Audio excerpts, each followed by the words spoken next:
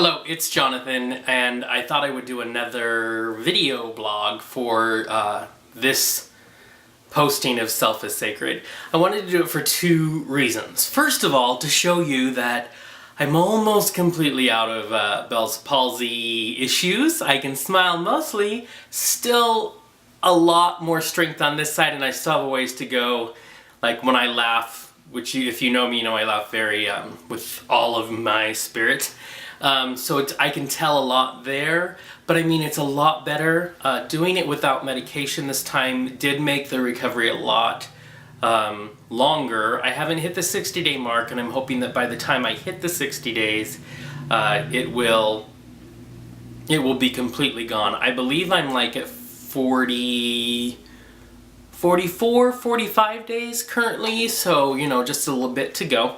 So I wanted to do this video blog to show that part because it's very exciting. I love that my lip actually goes over. I almost have a balanced smile, and you almost can't tell unless you see me laugh or stuff, but getting stronger all the time. I also wanted to address some interesting things that have been coming up lately. As you know, if you've been reading my Facebook posts or even some of my Self is Sacred blogs, I have been going through a lot over the last few months, really, since December and, currently until February. And I have been extremely open and extremely honest and very, pretty much transparent for all of you. And that equals the lows and the highs and the everything in between. And I will say thank you to all my friends who have been concerned. I have gotten actually emails and phone calls and things like that, and I thought this would be a good point to kind of talk about some things. One of the things is I've gotten two kind of extreme reactions. One are people who are very concerned for me, and they see my highs and my lows, and it's been more than just one of you, so if one of you, is watching thinking it's just you, there's actually been a few people who are concerned with the level of depression and that kind of thing. And then I've had people write in and tell me that they appreciate how open I am and how honest I am. And I thought this would be a good time to address that. All of my career, from when I was 17 on, at 17, of course, I recorded my first independent album, and I was singing on stages, and what I did back then is the same thing I do now in a different form, which was I used to tell stories of my life on the stage that went with the music that I chose to sing. And I was always very honest. And what's interesting is I got this very same feedback. People asked me why. Why are you so honest? Why do you why do you bare your soul so much on stage? It almost made some people uncomfortable. And it's because art for me, whether it be music or writing or acting or any of it, has always been a way for me to process life, for me to get through some of the things that I've had to deal with. And I think all of us have, of course, adversity and things we deal with in our lives, and we all have some coping mechanisms. But maybe, not all of us deal with it so publicly. I would say part of it is I've been performing since I was 9 years old. I've enjoyed the stage. I've enjoyed being up there for people. And I enjoy it a lot because I can help people. And so I think because it was such a young age, maybe there's a part of me that doesn't know that boundary to say, I live my life very out loud.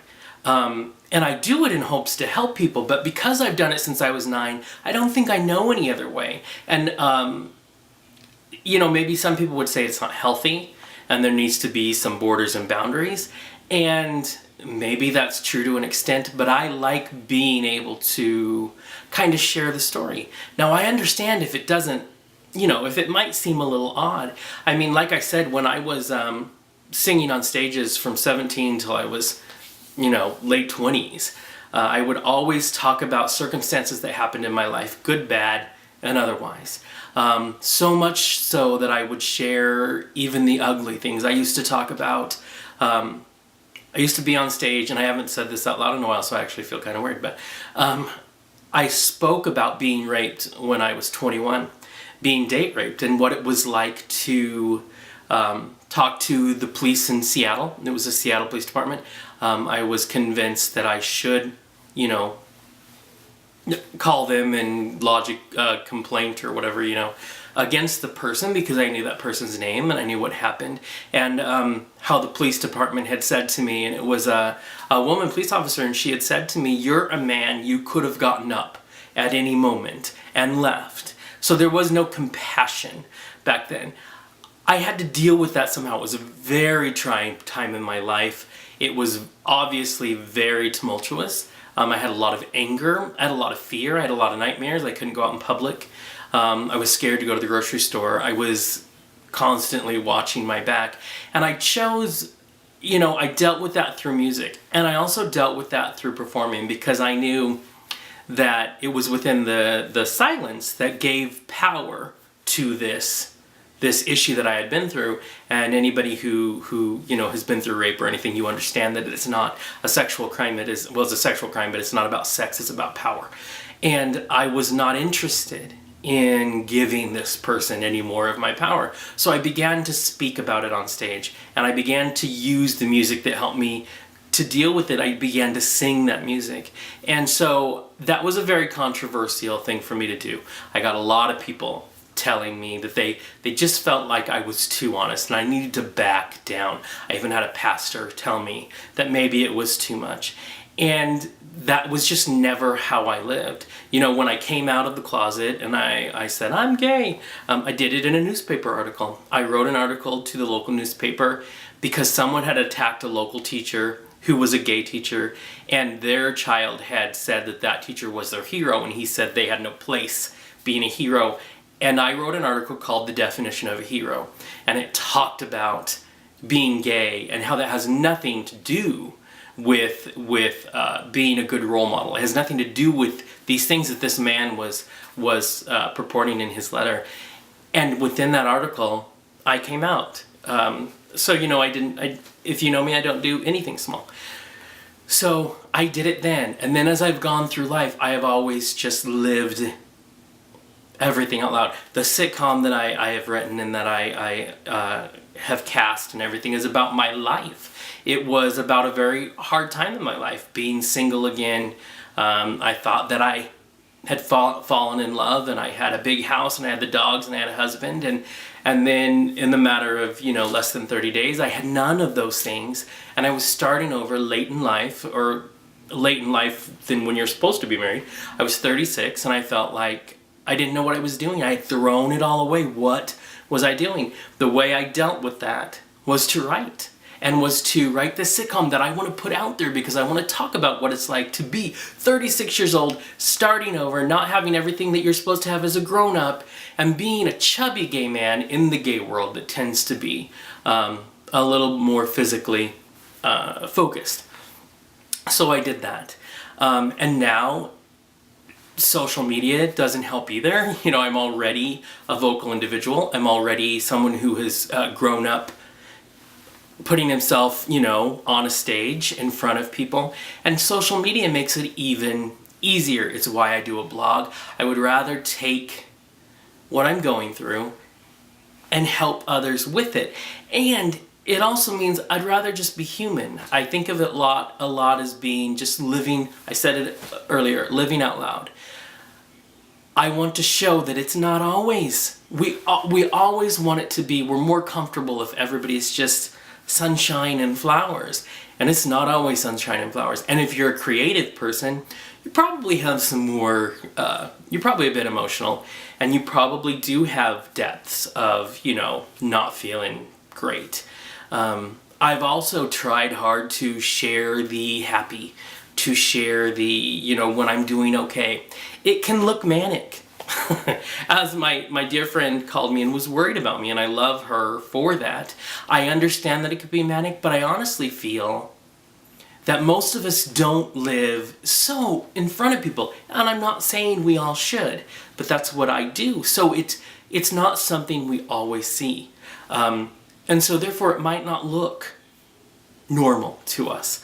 But in the end, it's just wanting to be authentic and very transparent through it all. But I wanted people to know I don't expect that to be normal. I don't expect everybody to be like that. But I did want to explain to those of you who read my blog, watch my Facebook posts, watch the video blogs, that I do it in order to process it out loud, in order to maybe help people. In order for those people who wrote me and said, thank you for sharing your story. I got a lot of people saying, I feel like I know you already, even though we have not, met, or we've only known each other in passing.